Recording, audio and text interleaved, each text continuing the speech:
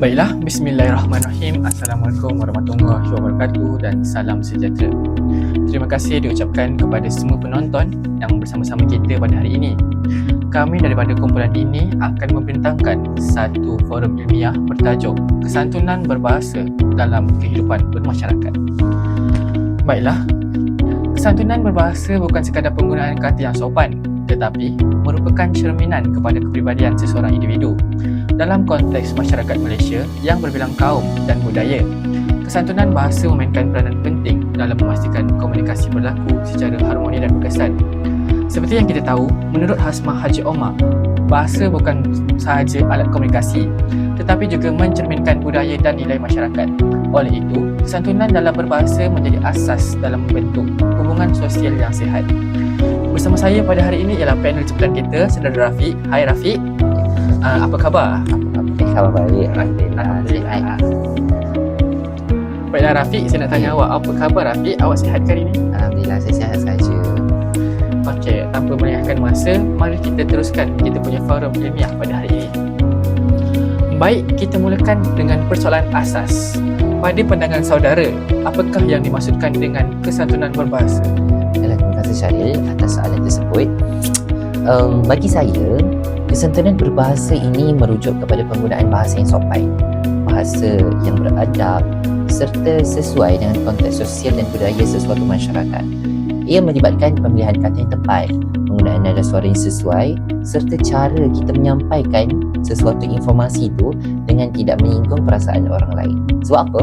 Sebab saya ingat kata-kata menurut Geoffrey Leach melalui prinsip kesantunan politeness principle, kesantunan dalam bahasa bertujuan untuk memelihara hubungan sosial dengan mengurangkan konflik dan meningkatkan keharmonian. Selain itu, hadirin sekalian, Syaril, Brown dan Levinson juga menekankan konsep face, iaitu maruah diri seseorang. Sebab apa? Sebab dalam komunikasi, kita perlu jaga air muka seseorang, air muka orang lain, supaya mereka tidak berasa terancam ataupun malu untuk berkomunikasi dengan kita. Sebagai contohlah saya berikan, dalam satu situasi formal seperti majlis rasmi atau pembentangan akademik, penggunaan bahasa yang teratur, sopan dan penuh hormat amatlah penting bagi menunjukkan profesionalisme kita dan adab kita. Lagi-lagi kita ni yang bergelar sebagai seorang guru. Memang orang kata memang menjadi perkara utama orang lihat kita sebagai seorang guru, iaitu adab dan cara kita bercakap dengan orang lain. Baiklah, saya sangat setuju dengan jawapan yang diberikan oleh saudara Rafiq tadi. Baiklah, kita beralih kepada perbincangan kita. Saya nak tanya Rafiq lah, mengapakah kesantunan berbahasa ni sangat penting dalam kehidupan seharian kita? Saya suka soalan ni. Sebab apa?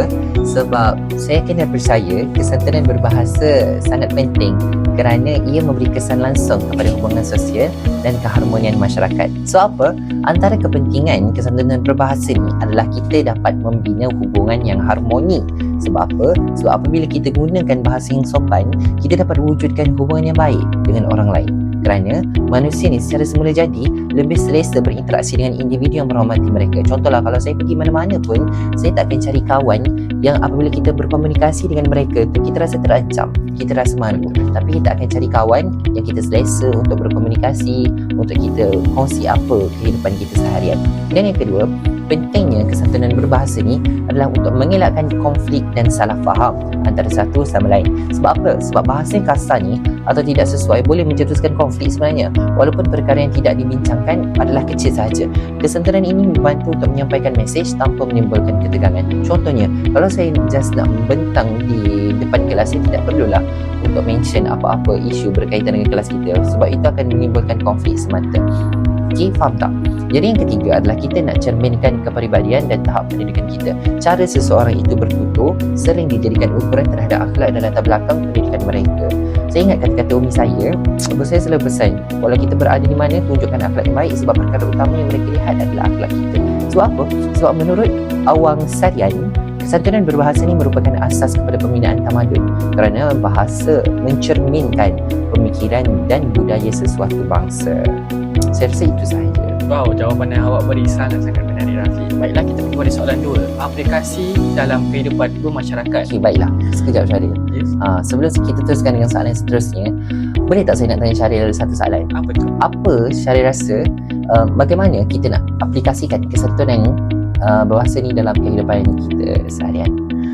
Saya rasa pada pendapat saya lah, kesantunan berbahasa dapat dilihat dalam pelbagai situasi harian seperti cara menegur. Menegur seseorang perlu dilakukan dengan berhikmah. Sebagai contoh, daripada berkata awak salah, kita boleh menukarkan kepada mungkin kita boleh pertimbangkan semula bahagian ini. Okey, cara yang kedua pula, cara memberi pendapat. Dalam perbincangan, kita perlu menghormati pandangan orang lain walaupun tidak bersetuju. Contohnya, kita tidak setuju dengan pandangan dia, kita tidak boleh kata, awak ni salah lah, saya tak suka lah. Awak boleh, sebaliknya kita boleh berkata macam, jawapan awak, pandangan awak ni dah betul dah, tapi apa kata kita tambah lagi sedikit, macam tu. Yang ketiga ialah cara menolak permintaan. Penolakan juga perlu dilakukan secara sopan. Contohnya, maaf, saya tidak dapat membantu buat masa ini, tetapi terima kasih kerana memahami. Dalam konteks masyarakat majmuk seperti di Malaysia, kesantunan berbahasa juga penting untuk menjaga sensitiviti budaya dan agama. Ya, betul, saya setuju dengan awak. Contoh kalau kalang pelajar, kadang-kadang kita hidup sebagai seorang pelajar ni kan, ada kawan yang minta pinjam duit dan sebagainya. Betul. Jadi kadang-kadang kita tak boleh nak tolak dia secara terang-terangan sebab kita tak tahu apa masalah yang mereka hadapi. Betul. Jadi apa salahnya, contoh kalau kita pun tak boleh nak tolong, kita pun macam tak apa. Contohlah kalau awak minta tolong dengan saya kan, nak pinjam duit 100, Tak pun awak yang minta tolong dengan saya. Saya ke macam tu lah kehidupan sebagai seorang kawan kan. Jadi kita tak boleh lah, contoh kalau kita pun tengah susah masa tu, kita tak boleh lah macam, kau ni asyik minta duit je dengan aku, tak boleh. Kita kena macam, tak ada duit ke, apa kata, sebab saya pun tak boleh nak bantu, apa kata kita jumpa dengan lecturer mana-mana, pensyarah mana-mana untuk minta pertolongan. Macam itulah, supaya kita tak singgung mana-mana perasaan pihak lain. Betul juga tu, saya setuju dengan awak, Rafi. Baiklah, saya rasa apa kata kita beralih kepada soalan yang ketiga, iaitu peranan individu. Saya nak tanya awak lah, pada pendapat awak, apakah peranan individu dalam memastikan kesantunan ini terus diamalkan? Sekejap, saya fikir kejap apa jawapan dia. Okey, baiklah, saya dah nampak. Jadi, saya rasa setiap individu saya dapat belik dah lidah ni sebenarnya. Setiap individu ni faham lah kan, lepas berbuka puasa, jadi macam ni lah lidah sikit. Baiklah, setiap individu sebenarnya memainkan peranan yang sangat penting dalam kehidupan kita. Sebab apa? Sebab yang pertama, kita kena kawal emosi kita. Individu perlu bijak kawal emosi agar tidak bercakap secara melulu. Kita perasan apabila seseorang individu itu melibatkan emosi dalam komunikasi mereka, dalam interaksi mereka dengan orang lain, mesti akan timbulnya konflik antara satu sama lain. Faham tak? Contohnya apabila kenderaan aksiden, melanggar dan sebagainya, kita kena tak libatkan emosi sebenarnya, sebab dia mungkin akan timbulkan pergaduhan. Betul, kita kena berfikir secara rasional. Ya, betul, saya setuju dengan awak. Itu yang pertama. Dan yang kedua, kita kena berfikir juga sebelum bercakap. Pepatah Melayu ada mengatakan, terlajak perahu boleh diundur, terlajak kata buruk padanya. Kita dapat lihat pada hari raya lah kan, benda ni berlaku pada hari raya. Sebab apa? Sebab ramai sebenarnya, walaupun kita minta maaf pada hari raya, tapi ramai juga yang menyakiti anak-anak muda kan. Anak-anak muda pada hari ini pakaian cantik-cantik, tapi orang tu tak suka dengan pakaian tersebut. Tapi macam itulah, kita kena saling memahami antara satu sama lain, dan supaya kita tidak timbulkan konflik antara orang yang lebih berumur dan juga orang yang muda. Sebab jiwa kita berbeza-beza, betul tak? Itu yang kedua. Dan yang ketiga, individu ni berperanan juga untuk menghormati orang lain. Sebab apa? Setiap individu ni harus sedar bahawa setiap orang mempunyai latar belakang dan perasaan yang berbeza. Menurut Imam Al-Ghazali Syarif, menjaga tutur kata merupakan sebahagian daripada akhlak yang baik dan mencerminkan keimanan seseorang. Saya suka bila kita berbicara tentang menghormati orang lain, sebab pada hari ini dalam dunia yang penuh teknologi ini, kita dapat lihat yang masyarakat pada hari ini tidak mengamalkan dan mengaplikasikan aspek menghormati orang lain. Sebab apabila kita tengok dalam media sosial lah, kita dapat lihat kecaman-kecaman daripada fan sini ke fan sana, betul tak? Betul. Syaril pun saya rasa faham isu-isu ni. Sebab Betul, dia pun serius. pernah terlibat.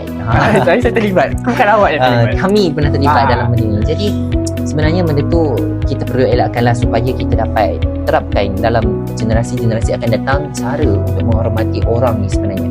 Sebab apabila kita tidak menghormati orang ni, satu je, kita tidak hormat orang, orang takkan hormat kita. Betul. Kalau kita nak orang hormat kita kena hormat orang. Ya, betul, saya setuju dengan awak.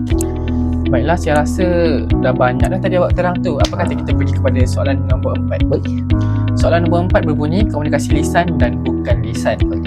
Saya nak tanya awak pula, macam mana dengan komunikasi lisan dan bukan lisan? Kan dia terbagi kepada dua. Okey, Cuba baiklah. awak terangkan. Sebenarnya apabila kita berbicara tentang komunikasi ni, orang akan faham melalui bercakap sahaja. Tapi sebenarnya komunikasi ni boleh ada dua, komunikasi lisan dan juga komunikasi bukan lisan.